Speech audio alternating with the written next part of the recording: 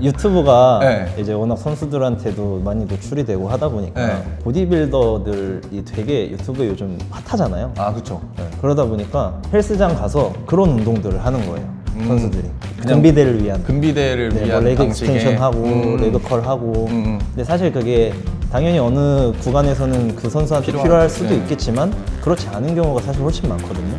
해야 되는 이유라든지 원리에 대해서 전혀 모르는 상태로 그냥 일단 무작정 그렇게 접근을 해가지고 하는 경우를 보면은 사실 좀 안타깝죠. 아, 그쵸. 네, 그러니까 왜냐면 사실 그 마음 자체는 어떻게 보면은 되게, 열정이지. 열심히 하려고 하는 되게 오히려 칭찬해도 줘야 될 부분인 거거든요. 근데 이제 그런 부분들이 조금 더 방향성이 잘 잡혔으면 훨씬 도움이 많이 될 텐데 네. 그런 게 조금 아쉬운 부분이죠 사실. 보통 트레이너라고 하면은 보디빌딩, 웨이트 트레이닝 요쪽을 몸을 만드는 그런 쪽으로 많이 생각을 하는데 요즘에는 굉장히 다양한 걸 많이 하시잖아요. 맞습니다. 그래서 다른 트레이닝을 하는 분들은 어떻게 이렇게 하시게 된다, 그런 일을 하시게 된다 그런 것들을 담고 싶어서 네. 만들었고요. 사실 제가 듣고 싶어서 만든 게 큽니다. 오늘 궁금한 질문들을 제가 한 10개 정도 추려서 먼저 드렸잖아요. 네. 가능하다면 시간이 허락한다면은 이 10가지 질문들을 다 여쭤보고 대답을 듣는 게 오늘의 목표입니다. 네. 일단은 주어진 질문을 하기 전에 간단하게 소개 한 번만 부탁드립니다. 이거는 카메라 보면서. 안녕하세요. 저는 지금 12년 정도 이제 운동을 가르치고 있는 평경호 트레이너라고 합니다. 아, 반갑습니다. 그럼 첫 번째 질문부터 바로 드릴게요. 태권도 선수를 원래 하셨잖아요. 네. 그러다가 이제 지금은 뭐 국가대표 태권도 선수들의 뭐 코치 혹은 뭐 트레이너 이런 것들을 하고 계신 걸로 알고 있는데 네. 그게 어떤 과정을 거쳐가지고 하시게 됐는지를 아까 한번 얘기해 주셨지만 이번에 더 네. 잘 정리된 걸 한번 듣고 네. 싶습니다. 네. 저 이제 청소년 시기 때부터 태권도 선수를 좀 했었는데 운 좋게 대학교는 좋은 대학교를 들어갔지만 네. 이제, 용인. 네, 용인대학교를 들어가게 됐지만 이제 잘하는 선수들이 워낙 많고 제가 느꼈을 때 제 나름대로 최선을 다했다고 생각을 하는데 재능의 벽에 좀 막히는 느낌이 좀 있었어 가지고 선수 생활을 좀 빨리 접게 됐고 네. 그 과정에서는 부상도 같이 겹쳤었어요. 네. 그래서 부상을 입게 되면서 다치면서 그런 마인드도 좀 많이 무너졌다 보니까 이제 선수에 대한 생각은 좀 빠르게 내려놓게 됐던 것 같고 그게 몇 살 때예요? 그게 이제 21살 때 그럼 대학교 들어가고 한 1년 네. 정도 있다가 제가 대학을 이제- 늦게 들어갔거든요. 재수해서? 네, 재수해서 들어갔어가지고 거의 바로네요. 네, 그래서 이제 1학년 거의 초반 때 그렇게 느꼈던 것 같고 음.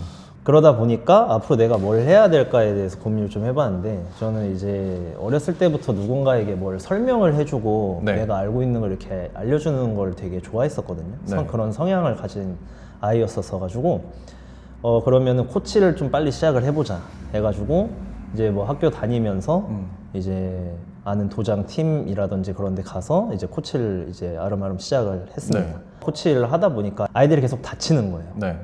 근데 다치는데 사실 제가 해줄 수 있는 게 없잖아요. 그쵸. 네, 그냥 병원 가봐라. 음. 근데 병원 갔다 와도 사실 아시겠지만 크게 달라지는 거 없거든요. 그쵸. 뭐 물리치료 받고 오고 뭐 좀 뭐 2주 정도 뭐 깁스하고 풀고 하라고 하는데 계속 다치던 애 또 다치고 어디 아프다 그러고 그럼 내가 해줄 수 있는 게 없다 보니까 내가 어떻게 도와줄 수 있을까에 대해서 고민을 하고 찾아보게 되다가 자연스럽게 이제 재활이랑 트레이닝 쪽에 대한 부분들을 접하게 됐고 네. 그런 부분들에 대해서 이제 공부를 하기 시작을 하면서 네. 이제 군대 갔다 와서 전역한 이후에는 그런 부분들에 대해서 좀 전문적으로 이제 공부를 시작하게 됐던 것 같아요. 그래가지고 이제 여러 가지 세미나도 참여를 하게 되고 네.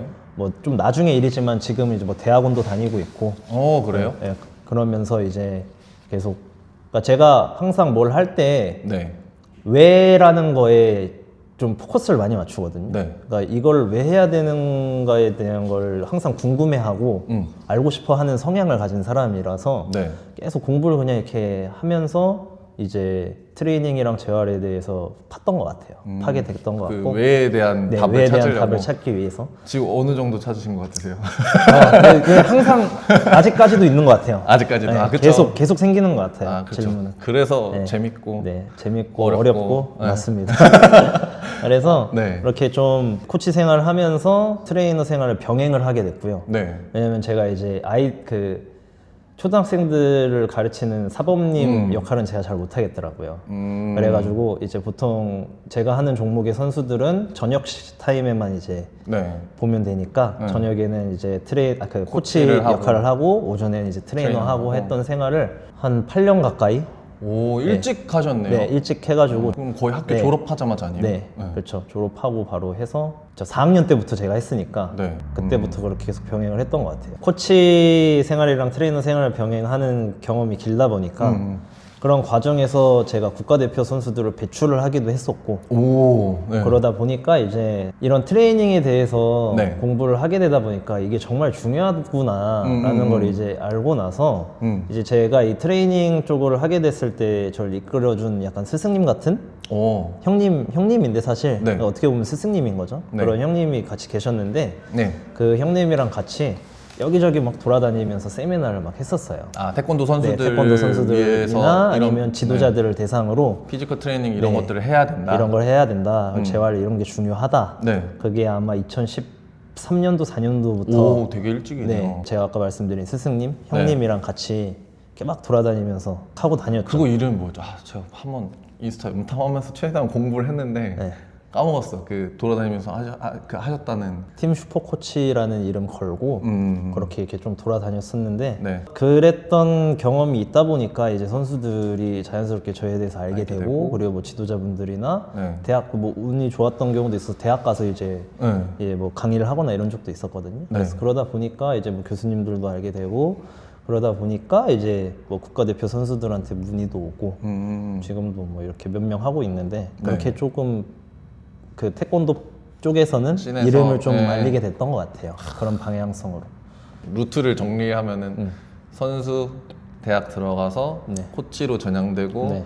하다가 트레이너. 답답함을 해결하려고 해결하기 위해서. 트레이닝 공부를 하다 보니 맞습니다. 병행하다가 현재는 지금 이제 코치 쪽 일은 뭐 주는 아니고 네. 오시는 분들 뭐 선수들 따로 하시는 거고 트레이닝을 좀 주로 하시는 거죠. 네. 아, 그러니까 기술은 아예 지금은 안 건드리고 있고요. 아, 그래요? 네, 그냥 이제 그 재활만 하고 있죠. 근데 재활을 하다가 네.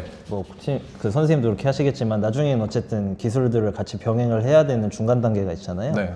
그때는 아무래도 이제 제가 타 이제 태권도 종목을 안 하셨던 분들에 비해서 네. 저 스스로도 그 기술에 대한 이해도가 특성이나 높으니까, 그런 걸 알고 있다 보니까 그런 걸 이제 같이 좀 중간에 병행을 하는 오. 정도에서는 하긴 하죠. 그러면은 좀 건너뛰어가지고 이거 얘기 바로 하면 될 것 같아요. 네네네. 그러니까 이제 보통은 네. 지금은 코치도 하실 수 있고 이런 뭐 피지컬 트레이닝 이런 것들도 둘 다 하실 수 있는 입장인 거잖아요. 네. 보통 이제 트레이너들이 고민을 한단 말이에요. 선수 트레이닝을 할 때 이게 아무래도 이쪽 극단에는 피지컬의 영역이 있을 거고 완전히 반대편 극단에는 기술적인 영역이 있을 건데 기술적인 영역은 완전 그 스포츠 동작이 될 거라고 보고 피지컬 영역은 쉽게 얘기해서 거의 그냥 3대 운동 이런 식으로 쳐버릴게요. 네.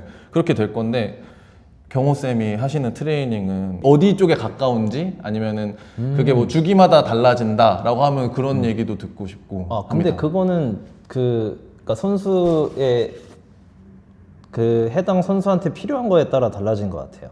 그 선수의 그러니까, 필요성에 따라서 이 선수를 이제 평가를 했을 때, 네. 이 선수는 약간 피지컬적인 부분이 훨씬 더 필요할 것 같다. 네. 고 하면 이제 그쪽에 포커스를 네. 맞추는 거고, 이 선수는 반대로.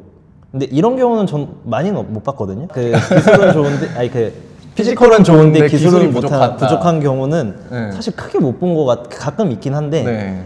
그런 경우에는 이제 반대로 이제 그냥 흔히 저희 씬에서 도는 말로는 스포츠 스페시픽 트레이닝이라고 하죠. 스포츠 특이적 트레이닝 네. 그런 쪽으로 조금 더 접근을 하게 되는 것 같고. 네. 그리고 저는 어쨌든 재활을 주로 하다 보니까 네. 근데 재활에는 이제 주기가 있잖아요. 네. 그래서 이제 아예 못 움직이는 상태에서부터 시작을 하게 되다 보니까 네. 그렇게 했을 때는 이제 차례대로 그냥 다 진행이 되는 것 같아요. 이제 뭐 재활 프로토콜이라고 네. 하는 그런 것들 프로토콜 안에서는 따라가면서 이제, 네, 당연히 일단은 뭐 움직일 힘도 없는 상태니까 피지컬을 먼저 만들어야 될 거고 네. 거기에 이제 되면은 조금 더 스포츠 특이적으로 접근을 해서 네. 이제 필드로 다시 돌아갔을 때 자연스럽게 그냥 아무 힘 들이지 않고 기술을 할 수 있는 정도까지 만드는 게 이제 목표니까 네. 그 단계를 이제 쭉 길게 놓고 봤을 때는 어느 하나에 뭐 치중을 한다기보다는 그냥 전체적으로 점진적으로 다, 넘어간다. 점진적으로 다루는 것 같아요. 그러면은 기술적 요소도 많이 건드리시는 편이고 피지컬 요소도 많이 건드리실 수 있는 편이고 네. 그거를 이제 그 선수의 뭐 상황에 따라서 네, 개개인에 맞춰서 진행이 된다라고 네. 보면 되는 거군요. 네. 태권도 시범 혹은 뭐 자유품새 종목이라고 부르는 게 맞는지 모르겠어요. 네, 근데 맞아요. 그런 선수들한테 뭔가 되게 중요한 피지컬적인 요소가 뭐라고 생각하시는지 이런 것들이 궁금해요. 이거는 사실 그 연구가 있거든요. 그러니까 네. 피지컬이라 치면은 체력 요소라고 네. 제가 이해를 했어요. 저는. 네네네. 근데 이제 체력 요소에는 뭐 여러 가지 있지만 가장 대표적으로는 뭐 기술 체력 요소, 이제 네. 뭐 건강 체력 요소에서 이렇게 저희가 나누잖아요. 네네. 그렇게 해서 봤을 때 이제 태권도가 종목이 다양하다 보니까 네. 각 종목의 선수들을 대상으로 서로 비교를 해보는 걸 연구들이 몇 가지가 있거든요. 네. 대표적인. 근데 그걸 딱 봤을 때 시범 선수들은 겨루기나 품새 선수들에 비해서 네. 순발력이랑 안정성이 되게 높게 나왔어요. 네. 근데 이거를 당연히 이렇게 딱 그 기술의 특성에 맞게끔 나눠서 보면은 당연히 이제 시범 선수들은 채공이 제일 중요하거든요. 네. 그렇다 보니까 순발력이 아무래도 중요할 거고 그 다음에는 회전을 많이 하고 내려오다 보니까 중심을 잘 잡아야 되잖아요. 네. 그래서 그 안정성 밸런스라고 하죠. 네. 네. 그래서 이 두 가지가 가장 중요하다고 저도 생각을 합니다. 근데 이제 당연히 선수들마다 다르겠죠, 이거는. 그쵸. 근데 이제 그냥 종목에만 한정되어서 봤을 때는 그런 그 순발력이랑 그리고 이제 평형성 그리고 협응력 이런 게 가장 중요하지 않을까라고 생각이 드네요. 순발력, 민첩성, 뭐 순발력, 평형성, 협응력 이렇게. 일단은 주로 하시는 그 태권도 안에서도 종목이 뭐 네. 시범이나 자유품새 종목이 맞는 건가요? 그러니까 시범이랑 네. 그리고 품새, 겨루기 이렇게 세 가지가 크게 나누어져 있고요. 네. 그리고 이제 품새에서 이제 그 5년 전인가 네. 자유품새라는 종목이 새로 나왔는데 네. 이거는 그 특성을 살펴보면 사실 품새 쪽보다는 시범 쪽이 오히려 더 가깝거든요. 네. 그래서 두 개가 거의 비슷하다고 보시면 돼요. 시범 쪽이 네, 안에 거의 자유품새가 거의 들어갈 근데 그러니까 종목 카테고리는 나뉘어지는데. 네, 품새 쪽으로 나뉘어지는데 네. 기술의 특성으로 그러니까 저희가 기술 나눌 네. 때 이제 운동학습 운동조절 이론에서는 네. 이제 기술의 특성을 나누잖아요. 움직임별로 나누기도 하고 네. 그리고 뭐 그 환경에 따라 나누기도 하고 하는데 그렇게 나누는 기준을 이제 입각해가지고 나눴을 때는 사실 자유품새는 시범이랑 훨씬 흡사합니다. 기술들도 겹치는 부분들도 많고요. 네. 그냥 시범은 격파물을 격파하는 것만 조금 다르지 네. 사실 그 안에서 행하는 기술 자체는 거의 비슷하기 때문에 네. 품새 카테고리에 있지만 자유품새는 시범이랑 훨씬 더 유사성이 높다고 높다.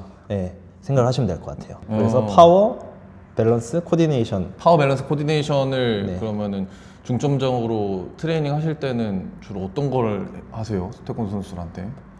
아까 말씀드렸다시피 네. 어떤 기술에 조금 더 포커스를 맞춰야 되는 움직임을 가져가야 되는 친구면은 네. 그거에 맞게끔 이제 트레이닝을 하고 네. 그게 아니라 이제 절대적인 어떠한 체력적인 거에 조금 더 포커스를 맞춰야 된다고 하면은 네. 대표적인 것들을 많이 하죠. 똑같은 거. 그러니까 피지컬 강화시켜야 된다고 하면은 네. 순발력 같은 경우에 뭐 대표적으로 역도가 있을 거고요. 네.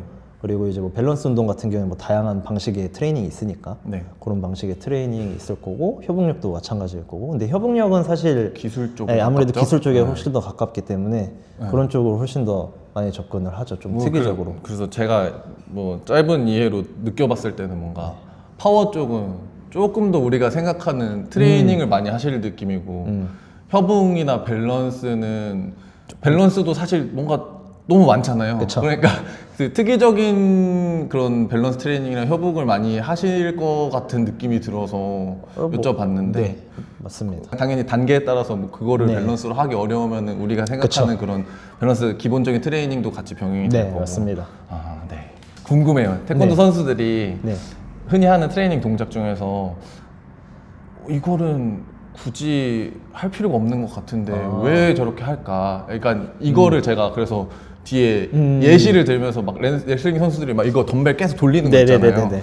그게 사실 뭔가 트레이닝 관점에서 봤을 때 어떤 목적에서 정확히 저걸 하는 걸까 알기가 조금 어렵잖아요. 그렇죠. 그냥 힘들게 하려고 하는 건가? 라는 생각이 들거든요. 근데 제가 이제 태권도 선수 이런 거를 했던 경험이 없으니까 뭐 돌아봤을 때 혹은 아니면 지금도 만약에 선수들이 좀 태권도 안에서 뭔가 이거를 왜 이렇게 많이 하지? 선수들이 이런 생각 되시는 게 있는지 아니면 없으면 그냥 넘어가시면 됩니다. 그러니까 사실 트레이닝 특정 동작에 문제가 있는 건 없다고 저는 생각을 하거든요. 그쵸. 근데 다만 네. 그 트레이닝 하는 목적이 이유와 맞지 않는 경우는 그건 이제 접근이 잘못된 거니까 사실 하는 목적 자체가 잘못된 거니까. 그쵸. 근데 그런 경우는 되게 많죠.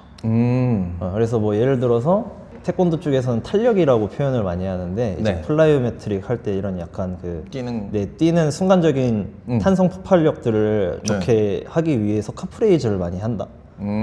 그건 이제 사실 접근이 좀 잘못된 거잖아요. 네, 그런 경우가 좀 있을 것이고. 그러면은 네. 이제 들으시는 분들이 궁금할 수 있으니까 카프레이즈가 왜 그런 플라이메트릭 탄성 이런 걸 키우기 위해서 하기에는 적절하지 않다고 생각하는지? 예, 사실 저희가 탄성이라고 하는 거는 순간적인 찰나의 그 그라운드 컨택 타임이라고 하죠. 땅에 네. 닿는 순간을 최소화시키면서 네. 탄성을 만들어내야 되는 거잖아요. 그래서 그때는 사실 근육이라든지 아니면은 저희가 능동적으로 움직일 수 있는 섬유들보다는 네. 이제 탄성적으로 사용이 되는, 유만에도 나와 있는데 네. 이제 수동적으로 사용이 되는 인대나 건 대표적으로 이러한 이제 뭐 연부 조직이라든지 네. 이런 아이들이 이제 탄성적으로 이제 작용을 하잖아요. 네. 그러기 위해서는 속도가 필연적으로 들어가야 되고 그라운드 컨택 타임이 짧아야 짧아야 되는 되고. 움직임이 나오는데 사실 카프레이즈 같은 경우에는 근육을 움직이는 능동 수축 섬유들을 이용을 하는 운동이거든요. 네. 그러다 보니까 이제 목적에 맞지 않죠. 목적에 전혀. 맞지 않아요. 네, 그래서 뭐 그냥 뭐 해부학적으로 봤을 때나 이제 뭐 어쨌든 움직임적인 측면으로만 봤을 때도 네. 사실 접근 자체가 조금 다르다. 네, 조금 다른 건데 그런 식으로 이제 뭐 그런데 목적을 두고 활용을 한다고 하면은 좀 의아한 거죠 저는. 그리고 그런 경우가 있죠. 대표적인. 네, 대표적인 예시가 그런 게 있을 것이고 네. 그리고 요즘에 네. 이제 유튜브가 네. 이제 워낙 선수들한테도 많이 노출이 되고 하다 보니까 네. 보디빌더들이 되게 유튜브에 요즘 핫하잖아요. 아, 그쵸. 네, 그러다 보니까 헬스장 가서 그런 운동들을 하는 거예요. 선수들이. 그냥 근비대를 위한. 근비대를 네, 위한 뭐 레그 방식의 익스텐션 하고 레그 컬 하고. 근데 사실 그게 당연히 어느 구간에서는 그 선수한테 필요할 수도 네. 있겠지만 그렇지 않은 경우가 사실 훨씬 많거든요. 해야 되는 이유라든지 원리에 대해서 전혀 모르는 상태로 그냥 일단 무작정 그렇게 접근을 해가지고 하는 경우를 보면은 사실 좀 안타깝죠. 아, 그쵸. 네, 그러니까 왜냐하면 사실 그 마음 자체는 어떻게 보면은 되게, 열정이지. 열심히 하려고 하는 되게 거지. 오히려 칭찬해 줘야 될 부분인 거거든요. 근데 이제 그런 부분들이 조금 더 방향성이 잘 잡혔으면 훨씬 도움이 많이 될 텐데 네. 그런 게 조금 아쉬운 부분이죠 사실. 아, 경호쌤이 네. 지금도 유명하지만 더 유명해져야지. 선수들이 더 그래서 좋은 트레이닝 할수 있을 텐데. 실제로도 네. 제가 이제 가끔씩 재활을 하고 운동을 하다 보면은 네. 뭐 자주 하는 질문은 아닌데 뭐 왜 이런 레그 익스텐션이나 기구 운동은 안 시키냐고 물어보는 친구들이 가끔씩 있어요. 네. 그럼 이제 그런 친구들한테는 이렇게 설명을 해주죠 제가. 근데 그게 이제 사실 대중적이지가 않다 보니까 네. 심지어 선수들한테도 그래서 그런 부분들이 좀 아직까지 좀 아쉬운 부분이죠 사실. 근데 비단 사실 태권도뿐만 아니라 다른 종목도 좀 비슷하다고 생각을 하거든요. 그렇죠. 네, 주변에 이렇게 워낙 유명한 뭐 축구나 농구 같은 인기 종목을 제외하고는 네. 보면 다 비슷한 것 같아요. 맞아요. 얘기를 그리고 나눠보고 하면은. 유명한 종목들도 사실 뭐 대학교를 가서도 사실 마땅하게 뭐 피지컬 트레이닝을 할 수 있는 환경이 잘 돼 있지가 않으니까. 뭐 프로 네. 구단에 입단하지 않는 이상은 그쵸. 네, 그러니까 아무래도 관심 있는 또 사람들만 하고. 맞습니다. 자, 잠깐 끊어갔는데요. 네. 뭐 얼마 쉬지는 않았는데 그냥 드라마가 있어서. 근데 쭉 가는 게 낫겠죠? 얘기하는 거니까. 그래서 일단은 시범 종목이라고 부르는 게 맞을까? 네, 저 맞습니다. 너무 자신감이 없어요. 그러니까 너무 몰라서. 또 몇 년 네. 작년인가는 격파로 이름이 바뀌긴 했는데 아, 격파. 네, 근데 사실 시범으로 얘기해도 다 통용이 되는 뭐 격파 시범, 네. 뭐 자유품새, 네. 뭐 이런 종목들을 보면은 굉장히 하이플라이어잖아. 엄청 네. 높게 뛰고 막 그 뛴 동작 안에서도 엄청 많이 돌고 네. 착지 마지막에 최대한 많이 돌다가 해야 되니까 굉장히 회전력이 걸린 상태에서 착지하고 보면은 와 진짜 저는 십자인대 3번 끊어졌거든요. 그거 볼 때마다 너무 무서운 거예요. 야 저거 무릎 발목 안 돌아가고 어떻게 저걸 하시지? 이 생각 항상 들거든요. 그래서 그냥 쉽게 생각했을 때 하체 부상이 진짜 많을 것 같아요. 뭐 비단 하체 맞습니다. 부상뿐만이 아닐 수도 있고 네네네. 그럴 때 좀 그런 부상 예방 혹은 부상 확률을 좀 최대한 줄인다라고 하고 싶은데 네. 그런 것들을 하기 위해서 좀 중점적으로 고려하시는 부분이 있는지 아니면은 트레이닝 하실 때 재활을 하고 나서 다시 복귀하기 위해서 이 부분은 진짜 얘네한테 제일 중요한 것 같다라고 생각하시는 게 있는지. 뭐. 요거는 이제 조금 카테고리도 달라질 수도 있고 한데 네. 일단 첫 번째는 코치도 저는 같이 병행을 했다 보니까 네. 경험이랑 이론적인 걸 같이 미루어서 생각을 했을 때 보면은 첫 번째는 일단 컨디션 관리가 안 되는 경우가 엄청 많고요. 컨디션 관리. 네. 예. 컨디션 관리. 그리고 두 번째는 기술의 완성도. 기술의 완성. 네, 그러니까 왜냐면 기술이 제대로 완성되어 있지 않은 상태에서 시도를 하는 경우가 되게 많거든요. 네. 선수들이. 네. 그러다 보면 당연히 다칠 수밖에 없으니까. 그 다음에 이제 세 번째가 이제 뭐 피지컬적인 부분이라고 생각을 해요. 네, 그래서 사실 1, 2번이 훨씬 더 큰 것 같고 제 경험상은 그 다음이 이제 3번인 것 같은데 네. 이제 1, 2번은 사실 이제 트레이너가 어떻게 하기에는 좀 번외적인 부분이기도 하니까. 컨디션적인 거, 뭐 네. 피로도, 뭐 피로도는 어느 정도 만약에 내가 트레이닝을 담당해서 완전히 한다면 어느 정도는 조절돼도. 근데 그게 이제 저희 태권도 문화를 제가 알다 보니까 네. 그게 쉽지가 않아요. 왜냐면은 이제 팀에서 감독이랑 코치의 그 역할이랑 지휘도가 거의 절대적이기 때문에 이게 사실 쉽지 않은 그쵸. 부분이죠. 네. 제가 좀 이게 컨디션 조절로 쉬어야겠습니다. 이게 그렇죠. 그런 말이 어렵죠. 나오기가 힘들거든요. 네. 왜냐면 저도 사실 팀에 있어봤지만 저도 코치면서 트레이너로 있어봤지만 어쨌든 같이 있는 구성원들 중에서 감독님도 계실 거고 다른 이제 헤드 코치님도 계실 거고 저랑 같이 있던 팀의 그런 감독님이나 헤드 코치님 분들도 저랑 이제 되게 오래 알고 지낸 사이고 제가 이런 걸 워낙 중요하게 생각하는 걸 알고 있다 보니까 많이 저의 의견을 반영을 해줬음에도 불구하고 제가 생각했을 때 그런 컨디션 조절들이 잘 안 됐었어요 사실. 근데 그럼 그 정도인데 네. 제가 있는 동아리도 다른 데는 사실 얘기를 들어보면 더 심하거든요. 그쵸. 힘들게 해야지 그쵸. 좋다라고 근데 생각하는 경우가 아직까지는 많아서. 엘리트 스포츠의 그 정도가 좀 아직까지는 대한민국에서 그런 부분들이 좀 아쉬운 부분이 있어서 네. 그러다 보니 일단 혹사되는 게 너무 크고요. 네. 그래서 사실 재활 받으러 온 친구들 이렇게 가끔 보면은 네. 그냥 2주만 나한테 재활 받았다고 네. 거기다 얘기하고 쉬어라. 그냥 쉬었다가 다시 가봐라 그러면은 말끔하게 나아진 친구들이 엄청 많아요. 그쵸. 네. 그래서 좀 말하기 조금 조심스러운. 조심스러운 부분이 있지만 어쨌든 첫 번째는 컨디션적인 부분이 가장 큰 것 같고요. 그리고 두 번째는 이제 기술의 완성도라고 말씀을 드렸는데 이와 같은 경우에는 그 태권도 어쨌든 아까도 말씀드렸다시피 저희는 프로가 없어요. 네. 그리고 국가대표도 지금 자유품새는 국가대표가 생겼지만 시범은 이제 막 생긴다고 하는데 아직까지도 없거든요. 네. 그냥 국가대표 시범단은 있을지언정 실제로 대회에 참가하고 이런 메달을 놓고 경쟁하는 그런 국가대표들은 없거든요. 네. 그렇다 보니까 주 선수들이 사실 학생들이에요. 그리고 그 중고등 학생들인데 학생들이 대학을 가기 위해서 이제 경쟁을 하는 게 거의 메인이라고 보시면 되거든요. 메인이에요, 그게. 네, 그게 거의 메인이라고 보시면 되는데 그렇다 보니까 선수들이 네. 육체적으로나 정신적으로나 아직 성숙하지가 않잖아요. 그렇다 보니까 욕심이 많고 무리하게 도전을 하는 경우가 많아요. 그래서 아까도 표현해 주셨지만 기술들 자체가 워낙 위험한 기술들이 많아요. 근데 이제 그러한 이제 정신적인 육체적인 성숙도가 없다 보니까 그냥 막 무작정 들어가고 하다 보니까 이제 다치는 경우가 거죠. 많고. 네. 그리고 이제 세 번째가 이제 피지컬적인 부분들이라고 생각을 하는데 이 세 번째 같은 부분들도 사실 많이 알려져 있지 않고 이건 어쨌든 그 트레이닝에 대한 전문적인 그 지식들이 필요한 부분이잖아요. 네. 그렇다 보니까 사실 이제 현장에서는 중요성은 아는데 어떻게 해야 될지를 모르는 모르니. 경우가 네. 많죠. 그래서 그런 경우에 이제 제가 이제 저한테 보내주셔라라고 얘기를 하거나 네. 아니면은 이렇게 문의가 오는 경우에는 가서 교육을 해주거나 세미나를 해주거나 하는 방식으로 많이 하고 있고 그래서 이 세 번째 부분이 이제 결국에는 저희가 다룰 수 있는 부분이라고 생각을 하면은 제가 생각했을 때 가장 중점적으로 고려하는 부분이 아까 이제 그 부상을 줄이기 위한 거잖아요. 퍼포먼스를 향상시키는 게 아니라 그걸 목적이라고 치면은 안정성에 가장 포커스를 많이 맞추는 것 같아요. 안정성은 그러면은 그래서 이제 어디서 오나요?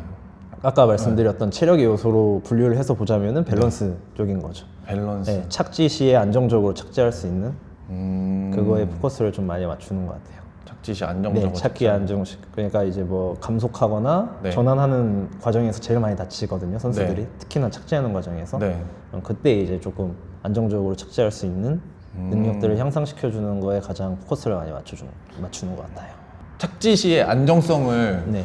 만들기 위해서 밸런스적인 요소들이 중요하다 그러면은 나눌 수가 없는 거긴 한데 그쵸. 그래도 자꾸 막 질문을 하고 싶어요. 네, 말씀하세요. 그러면 이제 근력이 강한 요소가 있을 거고 네. 그 뭐 밸런스의 감속을 잘한다 이런 거면 뭐 운동 조절이라고 해야 될까요? 네. 뭐 그런 근신경계적인 그런 요소들도 있을 거고 기본적인 뭐 근매스 자체도 있을 거고 여러 가지 것들이 막 복잡하게 얽혀 있는 그쵸. 거잖아요. 얽혀 있는 거죠. 그러니까 그런 것들을 하실 때 그러면은 네. 또 필요한 걸 하시겠죠? 예.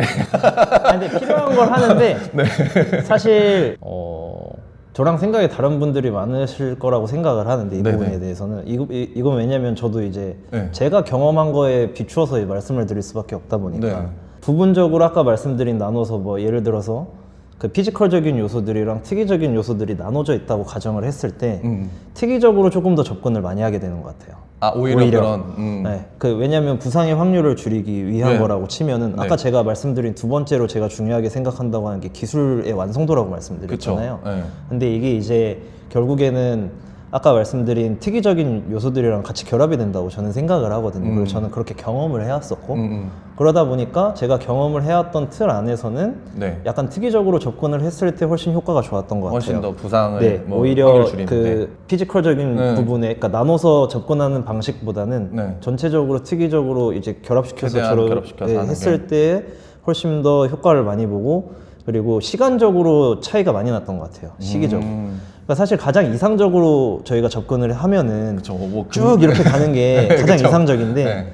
사실 저희한테 주어지는 주어진 시간이 시간이 많지 굉장히 않아요. 네. 한정적이잖아요. 그쵸. 그렇다 보니까 네. 이제 특이적으로 접근을 아무래도 더 많이 하게 되는 것 같아요. 네. 그리고 이건 또 종목마다도 많이 다를 것 같아요. 맞습니다. 이게 뭐 내가 혼자서 딱 기술을 해서 끝나는 그런 동작 그런 종목도 있을 거고 상대가 있고 맞습니다. 그런 접촉이 있는 접촉 스포츠도 네. 있을 거고 그러면은 또 그거마다 하시는 분들의 경험이나 아니면은 그쵸. 스포츠 종목의 특성에 따라서 달라질 뭐 것 이게 같아요. 중요하다 저게 중요하다 이게 다를 수 있으니까 그렇게 뭐가 맞고 틀리고는 맞습니다. 크게 그쵸 뭐 네. 너무 두루뭉술한 느낌이지만 그래서 저도 이제 계속 이게 조심스러워지는 게 네. 이게 명확하게 뭐 이게 맞다 저게 맞다가 나오질 않았고 그쵸. 아직까지도 저희 트레이닝 씬에서 외국에서도 이제 저도 인스타 여러 사람들을 팔로우하지만 네. 이 내용 가지고 굉장히 그 논쟁이 싸- 많이 네, 그쵸. 오가거든요. 네. 그렇다 보니까 더더욱 개인의 경험에 빗대어 얘기를 할 수밖에 없는 것 같아요. 왜냐면 사실 저도 지금 이제 대학원을 다니면서 연구를 하고 있지만 네. 이게 사실 연구 자체가 내가 어떻게 설계하느냐에 따라서 이미 답이 나와 있는 것들이라 이렇게 자꾸 이분법적으로 나눠서 얘기하는 것 같아서 조금 마음이 안 좋긴 한데 네. 만약에 뭐 피지컬적인 요소를 중요하게 생각한 집단이 있고 특이적인 걸 중요하게 생각하는 집단이 나뉜다고 하면은 네. 각자가 서로의 목적에 목적에 따라서 맞는 연구를 연구들이 다 설계하고. 설계를 네. 하고 그거에 대한 결과값을 다 만들어냈을 거거든요. 네. 그렇다 보니까 사실 서로 논쟁이 오갈 수밖에 없는 거라고 생각을 해요. 결국에는 둘 다 적용을 하고 했을 때 내 경험이 어떻냐에 따라서 그 나오는 아웃풋이 달라질 거라고 생각을 해서 네. 사실 이거는 되게 좀 의견이 많이 나뉠 수 있을 것 같아요. 그리고 뭐 어차피 나누긴 했어도 이런 스펙트럼인 그쵸. 거잖아요. 그쵸. 뭐 요 끝에 있는 사람도 있을 거고 요 끝에 있는 사람도 맞습니다. 이런 중간에서 이렇게 하는 사람들도 있을 거니까. 네. 사실 저는 네. 이제 저는 개인적으로 중간에 있다고 저는 생각을 하는데 중립 계열을 하고 네. 싶고 근데 그럼에도 불구하고 어쨌든 네. 제 경험적인 측면이랑 기술적인, 어쨌든 제가 담당했던 선수들의 이런 테두리도 있을 거고 종목의 네. 특성도 있을 거고 그리고 아까도 말씀드렸다시피 나이대도 네. 어린. 어쨌든 그 제가 많아봐야 대학생들인데 네. 왜냐면 국가대표들도 결국에는 그러니까 저희 30 넘어가는 선수들이 없거든요. 태권도는 냉정히 따지면은 네. 30을 넘어가 뭐 20대 후반도 없어요 사실. 네. 20대 중반 이후에는 사실 다 은퇴를 하기 때문에 그렇기 때문에 이 나이대도 사실 되게 제한적이라서 제가 개인적으로 경험한 데이터가 그래서 아무래도 조금 편파적으로 좀 제가 경험을 했을 수도 있지 않았을까라는 생각은 있어요. 저는. 근데 뭐 나이 때 그런 것도 있으니까 그쵸. 보통 웬만한 종목의 선수들이 피지컬적인 전성기는 사실 꺾일 때쯤에 이제 막 기술적 완성도가 탁 올라가잖아요. 네, 제일 맞습니다. 높을 때잖아요. 네. 그러다 보니까 기술적 요소가 그게 중요하다고 하신 건 아닌데 아무튼 네, 그런 쪽으로 접근을 네, 그런 쪽으로 접근을 계속 접근을 한다. 그러니까 뭐 이것도 제가 아까 말씀드렸지만 네. 항상 그 사람에 대해서 당연히 다루는 건 달라지지만 맞아요. 굳이 하나를 굳이 하나만. 네, 나누자고 얘기를 하면 그렇게 나오는 것 맞아요. 같다. 이것도 다 네. 굳이 질문을 만들려고 하면 그런 거니까 네. 뭐 그런 싸우면 안 되죠. 네. 자, 그러면은 이번에 또 질문 다음 거 이제 넘어가 보겠습니다. 네. 트레이닝 중에 피드백 시스템이라고 네. 표현을 했는데, 그러니까 뭐 예를 들어서 뭐 그런 도구들 같은 거 있잖아요. 측정 도구. 네네네. 뭐가 있을까? 뭐 요즘은 되게 AI 발달 많이 해서 네. 막 핸드폰 가지고 찍어도 아. 막 마커 다 찍고 막 오픈캡 이런 거 아, 막 네네네네. 그런 것들도 있고 아니면 뭐 포스플레이트라든지 막 악력기라든지 뭐 되게 많잖아요. 측정할 수 있는 도구들. 하다못해 모든 헬스장에 있는 인바디도 있어요. 네. 네, 그런 것들을 좀 뭐 어떻게 활용을 하고 계시는지, 그리고 만약에 활용을 안 하고 계시다면은 어떤 이유 뭐 이런 것들도 궁금하고 그 다음에 추후 그거에 대한 생각들 궁금합니다. 네. 네, 이게 제가 조금 경험이 상대적으로 적었던 전연사 때는 네. 저도 이런 뭐 스크린이라고 하죠. 평가들을 굉장히 지금도 중요하게 생각을 하고 있긴 한데 그 당시에는 더 중요하게 생각을 했어서 필수적으로 좀 진행을 했었거든요. 그래서 뭐 대표적으로 FMS도 있고, 예, 뭐 SMFM도 있고, 뭐 Y 밸런스부터 시작해가지고 조금 더 나아가면은 뭐 비싼 기구를 쓴다고 하면 뭐 밸런스 플레이트나 그런 걸 통해가지고 뭐 앞점을 찾아내기도 하고 뭐 그런 식으로 많이 측정 도구를 활용할 수 있는 건 최대한 활용을 했었던 것 같은데 네. 지금은 이제 어쨌든 저도 이제 뭐 경험이 쌓이고 이제 눈이 조금 계속 저만의 이제 데이터가 쌓였다 보니까 일단 제일 먼저 제가 어디 아프거나 다쳤다고 하면은 기술하는 영상을 그냥 가져오라 그래요. 그리고 그 안에서 움직임 안에서 문제점을 찾아내려고 하거든요. 네. 그리고 그거 플러스 트레이닝을 하면서 트레이닝하는 운동 자체가 결국엔 저는 스킬이라고 생각을 하거든요. 지금은. 그쵸, 중요하죠. 그래서 그냥 그 안에서 바로바로 찾게 되는 것 같아요. 그리고 아까 말씀드렸다시피 시간이 저는 제한적이라고 했잖아요. 네. 그래서 사실 저는 이제 딱 바로 시작하면은 아주 간단한 스크린 몇 개만 진행하고 바로 운동 들어가거든요. 네. 그래서 그 간단한 스크린은 뭐 가장 대중적으로 그냥 짧은 시간 안에 확인할 수 있는 오버헤드 스쿼트라든지 그런 거는 이제 짧게 빠르게 좀 하고 운동을 같이 하면서 문제점들을 찾아내는 것 같아요. 그렇죠. 그러니까 이 선수의 일단 히스토리를 저희가 먼저 듣잖아요. 어떻게 하다 다쳤는지, 그리고 평소에 뭐 어떤 그 부분들의 통증이라든지 이런 게 자주 발현했었는지, 네. 어떤 움직임을 취할 때 불편한 게 있는지, 이런 그런 그 배경 지식이랑 선수가 운동을 했던 영상들을 보면서 아 이런 부분들이 좀 문제가 되는 것 같은데라는 저만의 예측을 하겠죠. 그걸 이제 토대로 이제 움직임을 봤을 때의 문제점들이 이제 찾아지는 방식으로 요즘엔 진행을 많이 하는 것 같아요. 운동의 평가다. 네, 운동 자체로서 평가를 하게 되는 것 같고 그 선수의 퍼포먼스를 보면서 발견을 하는 방식으로 요즘에는 많이 진행을 하는 것 같고 네. 그럼에도 불구하고 제가 문제점을 못 찾아내는 경우도 실제로 있겠죠. 그래서 그런 경우에 이제 조금 저희가 대중적으로 하는 이제 그런 평가들을 많이 진행을 하는 것 같아요. 그래서 뭔가 저만의 특별한 뭔가를 사용하기보다는 네. 사실 그냥 다들 많이 사용하는 대중적인 평가의 툴들을 툴들은 쓰고. 사용을 하면서 그냥 저만의 경험이라든지 네. 그런 거가 조금 가미됐다? 그런 식으로. 네, 그런 식으로 접근을 한다고 말씀을 드리고 싶네요. 그래서 사실 뭐 오픈캠이나 이런 거 네. 저도 써보려고 했는데 네. 네. 저도 이제 조금 요즘 나이가 네. 있는 편에 속하다 보니까 요즘에는 이제 점점 좀 어렵더라고요. 하기가. 저는 다른 걸 예상했어요. 어려워하실 거는 예상 못했고 그냥 사실 그런 게 너무 그래도 저는 어느 정도 필요하다고 생각을 하거든요. 네, 그런 저도 필요하다고 데이터로 생각을- 쌓이면은 일단은 그쵸. 그것도 트레이너의 자산도 되고 그 사람한테 뭔가 사실 내가 봤을 때 이 움직임이 지금 이렇게 좋아졌어. 너도 느끼지? 이거보다는 뭔가 어느 정도는 데이터로 보여주고 싶은 마음이 있으니까 중요하다 생각하는데 너무 귀찮아. 그리고 귀찮다기보다는 시간적 제약이랑 그쵸. 시간적 네, 제약이 너무 그리고 걸려요. 그 장비들이 그런 식으로 할 거면 사실 이 고가의 장비들이 많이 필요한데 현실적으로 네, 현실적으로 그걸 갖추기가 쉽진 않은 것 같아요. 맞아. 그리고 오픈캡도 제 이제 트레이너 네. 친구들은 많이 쓰거든요. 네. 근데 저는 또 애플을 안 써요. 아, 아이폰만 돼요? 네, 오픈캠 아, 제가 몰랐어요. 아이폰만 돼요. 그래서 그 안드로이드 버전 나올 때까지 일단 존버해 보겠다. 근데 오픈캡도 결국에는 카메라 2대가 있어야 되는 거죠. 그렇죠. 그래서 아이폰 2대, 아이폰이랑 아이패드 이렇게 놓고 하더라고요. 이렇게 세워가지고 네. 거기다 맞춰서 뭐 그 QR 코드 같은 거 이상한 네, 거 뭐 이렇게 맞아요. 세워놓고 그 맞춰놓고 막 해야 되잖아요. 그래서 그렇게 하고 그리고 또 그 제가 말씀드린 그 친구분들은 그걸 되게 잘 활용을 하거든요. 네. 근데 저는 그 이 설치하고 뭐 하고 그러는 시간보다 네.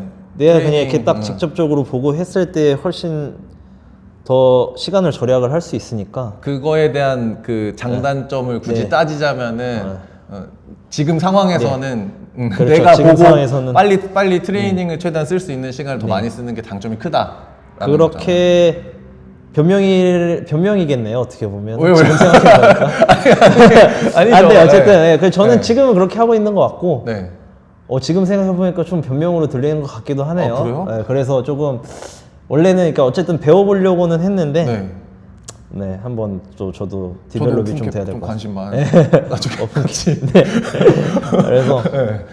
근데 오픈캡 좀 그 친구들 하는 거 보면은 좀 충격적이더라고요. 저도 한번 와. 봤어요. 근데 좀 진짜 그래서 말이 안 돼요. 네, 그건 좀 해보고 싶긴 한 것 같아요. 거의, 사실 네. 예전에는 그 진짜 막 몇 천만 원 있는 장비 카메라 장비실에서 할 수 네. 있는 걸 갖다가 하니까 세상이 너무 무섭게 좋아집니다.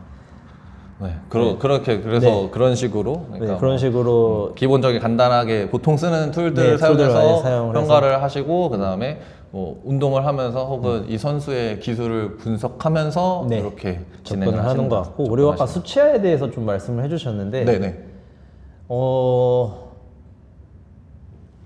이것도 좀 이렇게 얘기하면은 왜요?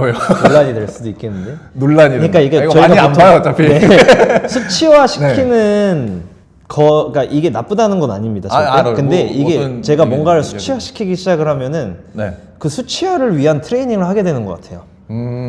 예를 들어서 뭐 예를 들어서 뭐 예를 점프를 들어서, 하는 네. 걸 측정을 해서 그거에 뭐 데이터를 본다라고 하면은 야 이게 잘 나와야 되니까 네, 이런 그거에 트레이닝. 대한 걸 하게 되는 것 같아요. 왜냐하면 이게 어쨌든 저희가 수치화를 낸다는 거는 비포 애프터를 명확하게 보여줘야 된다는 거잖아요. 그쵸.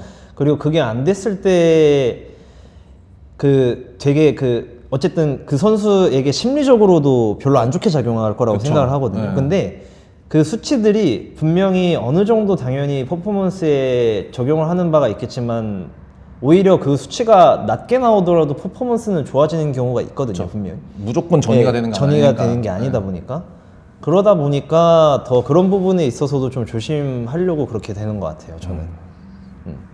그래서 물론 뭐 수치화시키고 이런 거는 그리고 제가 지금 또 실험을 하고 있다고 말씀드렸잖아요. 네, 그쵸. 지금 네. 논문 쓰고 실험하고 있거든요. 네. 근데 이게 하면서도 이게 의미가 있나라는 생각이 계속 들어요. 왜요? 뭘 하시는데요? 저는 제가 지금 하고 있는 연구 주제가 네. 이제 그 청소년 시범 선수들을 대상으로 네. 이제 제가 트레이닝 프로그램을 만든 걸 이제 적용을 해가지고 아까 말씀드린 순발력이랑 안정성 비포 애프터 이제 평가해가지고 수치 내가지고 하는 거거든요. 근데 이게 뭔가 하는 게 정말 그 수치를 위한 트레이닝을 하고 있는 거예요. 어느 순간부터는. 왜냐면 내가 성공적으로 논문을 네, 완성을 써야 해야 되고 되는데. 내가 세운 가설을 증명을 해야 하고 되려면 이게 변화가 분명히 나타나야 되니까. 음. 근데 과연 이걸 해서 이 선수들의 퍼포먼스가 실질적으로 뭔가 다이나믹하게 정말 좀 변화할까? 달라나? 아니면은 내가 원래 생각했던 그런 이전에 했던 네. 뭔가 수치화를 위한 프로그램이 아닌 정말 이 선수의 뭐 트레이닝이라든지 그런 걸 좋아지게 하기 위한 트레이닝을 적용했을 때보다 이게 훨씬 낫다고 이야기를 할 수 있을까? 라고 스스로 되뇌어 봤을 때 사실 좀 의문이 들긴 해요.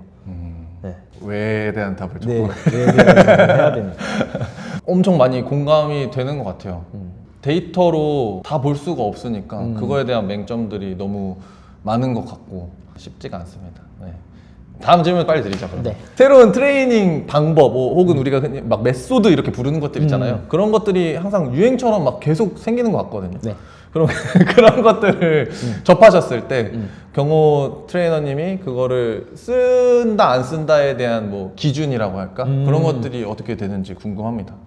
일단 그러한 방법론이라든지 음. 뭔가 새로운 것들이 발생을 했을 때 저는 일단 제일 먼저 제가 먼저 해봐요. 제가 직접 하면서 제가 그걸 능숙하게 할 수 있을 때까지 하려고 하는 노력을 기울임과 동시에 그들이 그러한 메소드나 방식을 주장하는 이유가 있겠죠? 뭐 근거, 뭐 이론, 논리, 예, 근거나 이론이라든지 그런 게 있겠죠? 그런 걸 이제 같이 찾아봐요. 그래서 그러한 이론들이라든지 그리고 더 나아가서는 그거에 대한 정확한 연구 이게 좀 결과가 이것도 있는지. 되게 저도 아까 말씀드린 거랑 좀 모순적이긴 한데 네. 일단 그 데이터들이 있나를 네. 확인을 합니다. 네. 그리고 그러한 이론들이 어떠한 것들에 기반을 두고 있나 그런 것들을 보면서 제가 실제로 운동을 해보면서 종합적으로 평가를 하게 되는 것 같아요. 그래서 했을 때 이거는 꼭 이론이 들어맞지 않다 하더라도 제가 느꼈을 때 이거는 적용을 충분히 할 수 있겠다라고 생각을 하면 적용을 하긴 하거든요.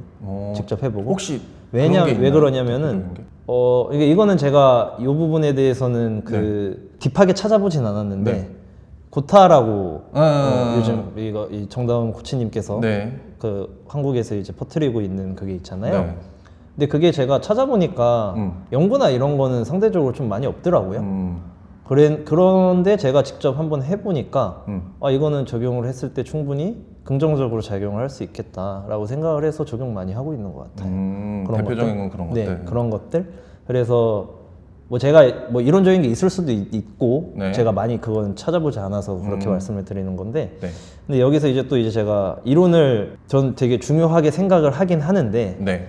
어쨌든 이 운동이라는 게 트레이닝이라는 게 저희가 몸으로 하는 거잖아요. 그러다 보니까 그리고 이론이라는 것도 사실 이론이라는 거의 정의 자체가 어떠한 현상이 발생한 거를 설명하기 위한 시도잖아요. 그러니까 그게 틀릴 수 있거든요.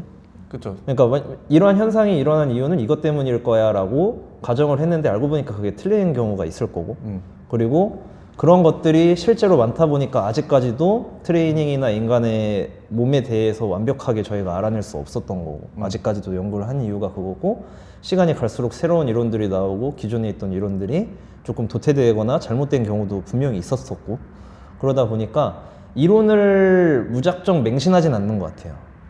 그래서 저는 이론보다는 뭔가 조금 더 실기적인 그런 거에 초점을 좀 어느 정도 두되 네. 계속적으로 이론적으로는 이제 계속 저도 스스로 한번 공부를 해보려고 하고 연구도 해보려고 하고 그런 노력을 좀 동시에 기울이고 있는 것 같습니다.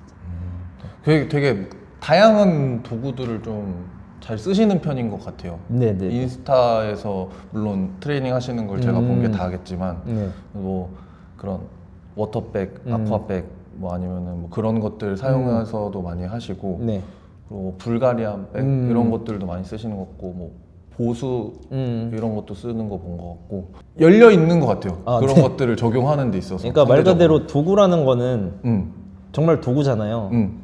근데 이제 제가 항상 주의하려고 하는 거는 도구가 목적이 안 되게끔 하려고 하거든요. 그러니까 뭐 예를 들어서 캐틀벨 이건 뭐 비하거나 그런 게 아니라 뭔지 이해해요. 정확하게. 캐틀벨을 잘하기 위해서 캐틀벨을 하는 거랑 캐틀벨을 도구로서 사용을 하는 거랑은 다른 거잖아요. 네. 근데 저는 그 도구로서 사용을 하려는 그 시선으로 많이 보다 보니까 네. 그냥 뭔가 내가 이런 움직임을 좋아지게끔 하고 싶고 이런 움직임을 트레이닝을 하고 싶은데 얘가 더 적합한 것 같아 라고 하면 그걸 그냥 이렇게 사용을 하게 되는 것 같습니다. 목적에 맞게끔. 감히 비빌 건 아니지만 저도 약간 되게 도구라는 단어를 많이 쓰거든요. 그죠. 저는 원래 필라테스 쪽에서 오래 일을 했었으니까 그래서 네. 항상 우리는 클래식 필라테스 하는 애가 아니고 저는 필라테스 도구라고 생각한다. 그래서 내가 이 사람한테 뭔가 가치를 전달하고 이 사람 목적을 좀 달성할 수 있게 도와주기 위해서 사용하는 게 필라테스라는 도구인 거지. 필라테스 선수하려고 오는 사람 없다. 저도 네. 굉장히 동의합니다. 네, 그렇습니다. 그래서 되게 공감이 많이 됐어요. 네네. 얘기해 주실 때. 네. 자, 그러면은 이건 이제 코치로서 뭐 트레이너로서도 마찬가지인데 운동을 하다 보면은 힘들 때가 있잖아요. 힘들죠. 힘들 쉽지 때가 아니라 매일 힘들죠. 근데 이게 또 괜찮을 때는 막 부셔버려야지 다 죽었어 이러고 가가지고 결국엔 내가 죽지만 그게 좀 열정이 넘칠 때도 있고 네. 아닌 경우들도 많을 텐데 그럼 이런 운동 동기부여가 좀 떨어질 때 뭐 경호샘이 떨어지실 때도 있을 거고 선수들이 떨어질 때도 있을 건데 그런 것들을 좀 어떻게 극복하도록 좀 도와주시는지 방법이 좀 저 운동 있으신지. 동기부여는 제가 운동을 하는 걸 말씀드린 거예요? 아니면 제가 누군가를 알려주는 거에 대한 동기부여를 말씀하시는 거예요? 누군가가 운동을 해야 되는데 강도를 더 잘 뽑아내기 위한 이런 동기부여일 수도 있을 것 같고요. 아니면은 좀 시기적으로 운동에 대한 동기부여 이거는 좀 우리 역할이 아닌 것 같아요. 그냥 운동하는 상황에서 트레이닝 상황에서 이 사람이 조금 더 최선을 다할 수 있게 동기부여하는 노하우. 동기부여? 네. 아직까지도 제가 제일 어려워하는 부분이거든요, 저게. 동기부여. 네. 그러니까 비단 선수들뿐만 아니라 일반 회원님들한테도 네. 이게 제일 저는 사실 어려워요. 동기부여를 주는 거가. 그리고 상대적으로 선수들은 덜 하거든요. 그쵸. 걔네. 네, 왜냐면 자기들이 필요해서 네. 온 거니까. 네. 근데 이제 선생님도 많이 느껴보셨겠지만 일반 회원님들은 사실 뭐 이렇게 말하면 너무 극단적이긴 한데 본인이 돈을 내고 왔는데 안 하면 네, 좋아하죠. 안 하고 덜하게 막 이렇게 하려는 경우가 있으니까 네. 그런 부분에 사실 이제 초기에는 이해가 안 되는 거예요. 강사 초기에는. 네. 아니 이 사람은 이 돈을 내놓고 왜 왜 와가지고 열심히 안 안 하지? 근데 이제 연차가 쌓여가고 하다 보니까 아 이거 이런저런 복합적인 이유가 있겠구나라고 생각을 해서 네. 사실 이것도 사람마다 조금 다르게 접근을 하는 것 같은데 네. 보통 여성 회원님분들 같은 경우에는 네. 운동을 시키기보다는 네. 앉아서 이제 상담하는 느낌으로 해서 멘탈 케어. 네, 멘탈 케어죠. 네. 그래서 또 약간 빠지긴 하는데 네. 제가 제일 좋아하는 저희 운동 쪽 분야가 네. 운동 조절, 운동 학습 이쪽 이론이거든요. 네. 근데 그게 스포츠 심리학의 하위 분야예요. 오, 네, 맞아요. 그러다 보니까 이제 스포츠 심리학도 제가 같이 공부를 좀 했었는데 네. 그럴 때도 그런 게 이제 나오거든요, 실제로. 음. 뭐 상담을 할 때 뭐 어떤 식으로 어떤 해야 식으로 해야 되고 된다. 그리고 오. 또 저희 같이 일하는 선생님 중에서 네. 그 스포츠 코칭, 스포츠 심리학 쪽으로 석사 과정을 밟고 계신 선생님이 계세요. 네, 기찬쌤. 네. 그래서 기찬쌤한테도 좀 물어볼 때도 있고 이런 경우에는 뭐 어떤 식으로 네. 아니면 어떤 뭐 상담지 같은 게 있거든요. 실제로 네. 그런 거는 이제 실험이나 이런 걸 할 때 뭐 그 질문지라든지 네. 상담지 같은 게 있어요. 설문지. 그래서 그런 걸 여쭤볼 때도 있고 그래서 그런 걸 가지고 네. 이제 뭐 토대로 할 때도 있고 네. 아니면 그냥 정말 일상적으로 무슨 일이 뭐 힘든 있으시냐. 일이 있었냐 그런 거 좀 들어주고 그런 거에 대해서 좀 공감해주고 네. 해주면은 뭐 10분이면 좀 풀리고 이제 오히려 좀 약간 멘탈 케어가 된 상태에서 다시 운동을 잘 할 수 있게 된 경험도 좀 했었어 가지고 되게 공감을 잘 해주시나 봐요. 해주려고 노력을 하죠. 아, 노력을 하죠. 네. 저는 완전 극티거든요. 아 그래요? 네. 제가 아마 훨씬 못할 것 같아요. 경험을. 저 극 F라서 저는 저는 트레이너 이런 일을 하면서 저는 제일 힘들었던 게 운동을 안 하고 있는 시간이 제일 힘들었어요. 그럴 수 있습니다. 운동을 안 하고 있는 시간이 너무 힘들어서 저는 지금도 사실 그게 편하진 않거든요. 쉬는 시간을 무조건 부여가 돼야 되잖아요. 안 쉬고 계속 할 수 없잖아요. 그러면 그 쉬는 시간이 항상 저한테 너무 약간 부담이에요. 그래서 저는 저도 설명하는 건 그래도 좀 좋아하는 편이라서 쉬는 시간에 계속 운동에 대해서 막 얘기를 많이 하는 편이에요. 좀 막 여자분들 같은 경우에는 또 막 말을 네. 먼저 많이 하시고 그쵸. 뭐 이렇게 하면은 그래도 저도 막 그거에 대해서 맞장구 쳐주고 이 정도까지를 못할 정도로 막 부적응자는 아닌데 이제 남성 회원분들 그렇죠. 남자분들 아무래도 만약에 좀 연세 있으신 남성분들이면은 더 얘기할 거리가 없으니까 그런 것들 근데 좀 저도 힘든데. F긴 한데 네. 제가 성향이 완전 극 I 성향이라서 네. 저도 그렇게 먼저 대화를 터놓지 못해요. 아 그래요? 네, 그건 좀 저도 어렵더라고요. 그러니까 저도 그 쉬는 시간 사이에 그걸 되게 힘들어합니다. 저를 공감해 줄 수 그래서 있는 사람이. 저도 네. 그래서 가끔씩 보면은 네. 되게 성의 없이 운동 가르치는 걸로 보인대요. 왜요? 왜냐면 옆에서 봤을 때 중간중간에 막 얘기를 안 하니까 중간에 대화를 안 하니까 어. 그냥 계속 운동하고 운동에 대한 설명하고 숫자 세주고 자세만 고쳐주고 그 외에는 아무 사적인 얘기도 안 대화를 하니까 그렇게 많이 하는 편이 아니니까. 아니니까 어떻게 보면은 그게 성의 없다고 느끼는 사람이 있을 수도 있잖아요. 네. 그런 부분에 근데 대해서. 또 오히려 좋아할 그리고 거라니까. 이제 좋아하는 사람도 있는 거고. 네. 근데 아니 뭐- 저는 좋아할 거라고 생각해요. 제가 못해서가 아니라 보통 흔하게 트레이너를 욕할 때 하는 레파토리 중에 하나잖아요. 그렇죠. 그 레파토리 중에 자꾸 하나긴 막 하죠. 잡담만 하고 네. 수업 제대로 안 해준다. 근데 그런 건 아니잖아. 네, 맞습니다. 그래서 잡담을 못할 뿐이지. 아무튼간. 그래서 그런 식으로 보통 이제 일반 회원님들한테는 그런 식으로 접근을 하는 편이고, 네. 그리고 이제 선수들 같은 경우에는 아까 말씀드렸다시피 동기부여가 보통 있는 상태에서 오기 때문에 보통 제가 뭐 치열업 해줘야 되는 경우는 많이 없는데, 이제 뛰어난 선수고 이제 좀 고점을 오래 유지한 선수일수록 대회가 얼마 안 남았을 때, 경기가 얼마 안 남았을 때 심적 부담감은 되게 많이 크게 느끼더라고요. 네. 그래서 그런 경우에 있어서는 조금 상담을 해주거나, 네. 아까 말씀드렸던 이제 그 스포츠 심리학에 기반해서 뭐 호흡은 좀 어떤 식으로 해야 되고 심상은 어떻게 가져가야 되고 그런 거에 대한 좀 코칭을 많이 해주는 것 같아요. 공부할 게 너무 많은 거 아니에요? 그렇죠. 근데 이제 좀 제가 재밌어서 한 거다 보니까 네. 그래서 그런 것도 이제 그래서 저도 재밌었거든요, 사실. 그리고 네. 저도 선수 생활을 했었다고 말씀드렸는데 그치, 제가 더 많이 공감할 수 있겠네. 엄청 떠는 타입이었어요, 네. 실제로. 네. 뭐 실력이 좋은 편도 아니었지만 그리고 또 떠는 것도 엄청 저는 많이 떨었거든요. 네. 그래가지고 그때 이제 저도 모르게 했던 행위들이 실제로 어떤 연구를 통해서 효과가 있던 경우도 있고, 네. 반대로 내가 이걸 그때 알았었으면은 조금 더 낫지 좋았을 않았을까 텐데. 했던 네. 그런 것들도 조금 있었던 것 같아요. 그래서 그런 부분들로 좀 선수들한테 뭐 동기부여라기보다는 네. 뭐 멘탈 케어라든지 코칭을 좀 해주려고 하는 편인 것 같습니다. 저 이건 이제 질문 없는 건데 갑자기 얘기 들으니까 약간 만약에 if 이게 생각이 나는데 방금 얘기해 주실 때 내가 선수 때 이런 그런 멘탈 관리하는 방법을 알았더라면 더 좋았을 텐데 이런 생각을 하신다고 했잖아요. 네. 근데 그 멘탈뿐만이 아니라 지금 이제 막 트레이닝적으로 많이 좀 공부를 하고 계시고 많이 하셨잖아요. 네. 그러면은 그때 평경호가 지금의 평경호한테 코치를 받았다. 네. 트레이닝을 받았다. 아. 그러면은 선수로서 좀 더 가능성이 얼만큼 있었을까라고 생각하세요? 궁금해요. 뭐 그때보다는 있었을 건도 같은데 네. 저는 생각보다 조금 제가 트레이너를 하고 있긴 하지만 네. 전 재능이 항상 중요하다고 생각하거든요, 그래요? 스포츠는. 네. 그리고 저는 근본적으로 종목을 잘못 골랐다고 생각해요, 제가. 종목을? 내 이런 신체 특성이나 신체 이런 거에 특성이랑 조금 안 맞는 종목을 고른 것 같아요. 너무. 뭐 잘하시는 저는 종목? 차라리 레슬링이나 씨름 이런 걸 했었으면 좀 더 잘했을 것 같아요. 스트렝스나 그런 파워 이런 쪽이 그러니까 좋으시구나. 이게 제가 허리가 엄청 길고 다리가 별로 안 길거든요. 다리가 네. 짧은데 네. 그 태권도 하기에는 최악이거든요. 태권도는 발을 많이 쓰니까 네.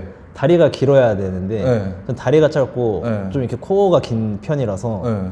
그게 똑같은 발차기를 잘 해도 차더라도 표현력이 달라지니까 좋은 말을 쓰시는 표현력. 간지가 약간 이런 게 아니라. 네. 심사 기준 중에 하나거든요. 표현력. 표현력이 심사 기준 네. 중에 하나라서 네.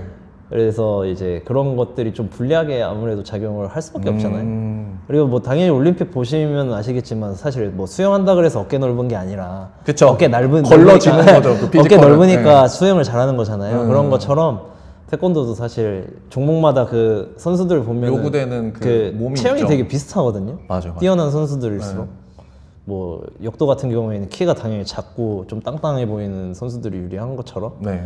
그래서 저도 약간 종목을 너무 잘못 골랐다. 근데 그럼에도 불구하고 네. 만약에 내가 지금의 같은 트레이닝을 받았다고 하면은 훨씬 더 나았을 건 분명했던 것 같아요. 네. 그러면 조금 안 관뒀을 수도 있을까요? 네? 태권도 선수를 안 관뒀을 수 있을까요? 글쎄요. 근데 저는 워낙 아까 말씀드렸지만 재능이 더 중요하다? 재능이 중요하기도 하고 그리고 제 성향이 네. 누구를 알려주는 걸 그러니까 뭔가를 설명하고 가르치는 걸 좋아하는 성향이라서 네. 뭐 그러니까 트레이너를 안 했어도 코치를 오히려 더, 좀 빨리 네, 하고 했을 코치 쪽으로 뭔가를 많이 했었을 것 같아요. 그렇군요. 네. 갑자기 궁금했어요. 왜냐면 저는 선수 경험이 없으니까. 그래도 저는 생각을 하거든요. 내가 만약에 이런 트레이닝 방법 이런 것들을 잘 알고 어렸을 때 전 농구를 좋아하거든요. 그러면은 이런 식으로 트레이닝을 하면서 농구 선수를 만약에 도전을 해봤다면 뭔가가 어느 정도 됐을까 이런 생각 한 번씩은 해보거든요. 뭐 지금도 아마추어 그 뭐 동호회 같은 거라도 하셔서 해보시면 시도해보시면 되지 않을까요? 저 30살이기 때문에 농구하러 간다라고 하면은 집에서 엄청 혼납니다. 자, 마지막 질문인데요. 네. 앞으로 경호 코치님, 트레이너님의 뭐 단기적인, 장기적인 목표나 뭐 방향성, 뭐 꿈 이러면 너무 거창하니까 네. 그런 것들이 어떻게 되시는지. 근데 이거 제가 질문을 보고 네. 고민을 좀 많이 해봤거든요. 네. 근데 제가 지금도 그러고 저의 단점 중에 하나인 것 같은데 제가 길게 내다보는 걸 잘 못해요. 그냥 지금 당장 제 그 가지고 있는 인생을 살아가는 모토 중에 하나가 이제 그냥 지금 최선을 다하자거든요. 그래서 지금 당장에 있는 순간들에 최선을 다하려고 노력을 하는 편이라서 좀 길게 보는 걸 잘 못하거든요. 네. 그러다 보니까 사실 장기적인 목표가 뚜렷하게 없었어요. 예전부터. 예전부터 그냥 없었고 그냥 지금 당장에 나한테 주어진 뭔가 생기는 기회라든지 네. 그냥 내가 지금 하고 있는 일에 최선을 다하는 편이다 보니까 네. 그런 쪽으로 계속 해왔고 그래서 지금도 이렇게 질문을 딱 이렇게 주셨을 때 네. 일단 단기적인 목표는 내가 여태까지 그래 왔듯이 네. 지금 당장에 내가 해야 될 것들에 최선을 다하자라는 쪽이었고 네. 장기적인 목표를 한번 생각을 곰곰이 해봤는데 네. 아까 말씀하셨던 꿈이라고 말씀해 주셨잖아요. 네. 근데 사실 저는 꿈이 네. 직업 관련된 쪽으로 생각을 잘 안 하거든요. 그냥 제가 어렸을 때부터 고등학생 때부터 제가 가지고 있던 꿈이 그 가정을 꾸려서 행복하게 사는 게 제 꿈이에요. 제 가족들이랑. 왜냐면 제가 저희 부모님 밑에서 엄청 행복하게 자라왔거든요. 네. 그것처럼 내가 나만의 가정을 꾸려서 내 가족들을 행복하게 해주면서 사는 게 사실 제 꿈이라서 네. 아까 말씀드렸던 도구처럼 제가 지금 이 트레이너라는 직업을 하는 것도 가족들과 결국에는, 행복하게 살기 위한 도구인 거지 이게 목적이 되고 싶진 않아요. 그래서 제 최종 목표는 약간 그냥 가족들이랑 행복하게 사는 거라 그쪽으로 계속 생각을 하게 되더라고요. 단기적인 거는 이제 지금 하시는 일을 최선을 다해서 최선을 다하는 거고 그리고 뭐 저도 모르게 뭔가 감사하게도 네. 이런 식으로 제가 있는 위치에서 최선을 다하다 보니까 뭐가 자꾸 생겨요. 그쵸. 그래서 뭐 대학원도 가게 됐고 네. 그리고 감사하게 이렇게 프로인사이트 인터뷰도 이거는 잡아주시고 이것도 근데 저도 네. 어떻게 보면 네. 그런 제가 길을 걸어왔던 거에 대한 뭔가 기회라고 생각을 하거든요. 네, 그리고 또 이걸 그러니까 이걸 통해서도 또 어떤 네. 기회가 생길지 모르는 그렇죠. 거니까. 그리고 또 이제 그 BM에 이제 입사를 하게 되면서 네. 또 뭐 지금 또 그 제가 뭐 하고 어떤 계시던데. 어플 업체나 네. 뭘 하고 있어요. 네. 그래가지고 그 뭐 제가 또 뭐 이제 지원을 한 거긴 하지만 네. 어쨌든 그러한 뭐 새로운 기회들도 자꾸 생기고. 생기고 그러다 보니까 네. 뭔가 계속 이렇게 하다 보면은 좋은 기회들이 자꾸 생기고 그것도 최선을 다하면 또 다른 것들을 할 수 있지 않을까 그렇게 네. 생각하고 있습니다. 얘기 들으면서 되게 저랑 생각하는 게 네. 당연히 다른 면도 있지만 비슷한 면도 많다고 느꼈어요. 그래요? 뭐 이거는 뭐 저기 들어갈지 안 들어갈지 모르겠지만 신기하네요. 네, 저도 사실 뭔가 구체적으로 뭐가 돼야지 아니면은 막 꿈이 이거니까 이걸 나는 꼭 하고 말 거 이런 생각을 하면서 살아본 적이 한 번도 없거든요. 장기적인 뭔가 목표를 세워서 그리고 사실 어떤 정도 방향성 있는 게 되게 좋다라고 생각은 하지만 너무 이거는 아예 예측 불가능한 그쵸. 일이니까 뭐 이거를 내가 뭘 꼭 해야겠다 이런 생각은 없고 그때그때 이렇게 맞아요. 하는 느낌이 있는데 뭔가 저보다 더 성실하시고 약간 이렇다고 아니, 저는 아니에요. 생각을 하거든요. 아니에요. 전혀 그래서 아닙니다. 그런 식으로 잘 됐던 것 같고 저는 사실 제가 싫어하는 일 안 하는 게 목표거든요. 근데 저도 제가 좋아하는 것만 계속 네. 하고 하다 보니까 네, 된 맞아요. 거라. 저도 제 좋아하는 일만 계속 뭔가 최대한 하려고 노력을 하고 그리고 그러면은, 아까 네. 앞서 선생님이 말씀해 주니까 갑자기 생각났던 게 사실 네. 예측 불가능하다고 말씀하셨었잖아요. 네. 제가 원래 악기 치는 걸 되게 좋아했어서 가지고 있어요. 봤죠. 그것도. 네.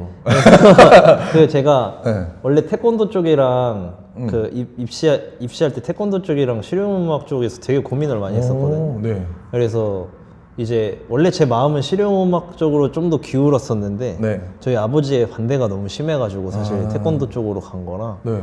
그리고 실제로 제가 그 부상 입고 막 해서 네. 군대 갔다 올 때에도 원래 계속 편입을 할까도 고민을 되게 많이 했었어요. 근데 그 트레이닝 공부를 시작하게 되면서 거기에 또 재미가 너무 재미 빠지면서 빠지니까. 코칭 이렇게 또 하게 됐던 거라 네. 예측이 좀 힘든 게 맞는 것 같고, 그리고 또 제가 이제 저희 학교에서는 네. 방학 때마다 인턴십을 갈 수가 있거든요. 해외로. 네. 그래가지고 뭐 미국을 가서 네. 사범 생활 해볼 수도 있고. 음. 그러니까 태권도가 참 신기한 게 네. 한국에선 사실 고작 태권도잖아요. 냉정하게. 왜냐면 사실 그렇게 저는 생각을 하거든요. 네. 태권도에 대한 이미지가 네. 사실 한국에서는 그렇게 대단하지 좋은 않다. 편은 아닌 거라고 저는 생각을 해요. 네. 근데 오히려 그 고작 태권도 때문에 전 세계를 다 가볼 수 있어요. 용인대 가면은 사람 못 찾아서 난리거든요, 사실. 그래요? 네, 그래서 미국도 갈 수 있고 중국도 갈 수 있고 유럽도 갈 수 있고 네. 그렇게 해서 이제 여러 가지 경험을 할 수 있는데, 저도 이제 미국을 갔다 왔는데 그쪽으로 원래 갈까도 생각을 했었어요. 아예. 아예 졸업을 하고. 근데 제가 그쪽에서도 이제 저를 마음에 들어 하셔가지고 그럼 뭐 비자나 이런 것도 자기들 준비를 해주겠다. 그래서 했었는데 그때 딱 시기에 트럼프가 대통령이 되면서 비자를 다 나가. 다 막은 거예요. 그런 약간 예측 못하는 상황들이 또 계속 상황들이 있다는 계속 게 생기고. 그러다 보니까 더 나이가 먹어갈수록 먹어갈수록 뭔가 앞에 있는 거에 신경을 많이 쓰게 됐던 것 같아요. 네. 그런 경험들도 있었던 것 같네요. 생각해보니까. 그렇죠. 매 순간에 최선을 다하다 보면은 그때 또 예측 못하는 새로운 일들이 좋은 일들이 생기니까. 네. 네, 알겠습니다. 그러면 마무리. 저도 아직 어색해가지고 네, 지금까지 이제 프로인사이트 인터뷰를 이제 경호 쌤을 한번 모셔보고 얘기를 나눠봤고요. 네. 10가지 질문을 드렸는데 생각보다 이게 명쾌하게 바로바로 대답을 해주신 것 같아요. 물론 미리 질문을 드렸지만 사실 이게 그렇거든요. 말을 잘한다 못한다는 결국에는 내 머릿속에서 무언가 잘 정리돼 있어야지 말을 잘한다라고 생각해요. 그래서 다행이네요. 머릿속에 확실히 딱 뭔가 트레이닝이나 뭐 오늘 했던 질문들 관련된 내용들이 정리가 확실히 잘 돼 있으시니까 다행이네요. 잘 얘기해 주셔서 되게 너무 횡설수설 얘기한 것 같은데. 만약에 그런 부분 있다 제가 다 쳐냅니다. 감사합니다. 근데 그러면은 이제 제 거 다 없어지죠. 아무튼 그래서 오늘 여기까지 하겠습니다. 네. 고생하셨습니다. 네, 감사합니다. 감사합니다. 네, 고생하셨습니다. 선생님 고생하셨어요. 감사합니다. 와주셔서. 아닙니다. 불러주셔서 감사하죠. 다음에 뭐 식사라도 같이 아, 하면 좋습니다. 좋은데.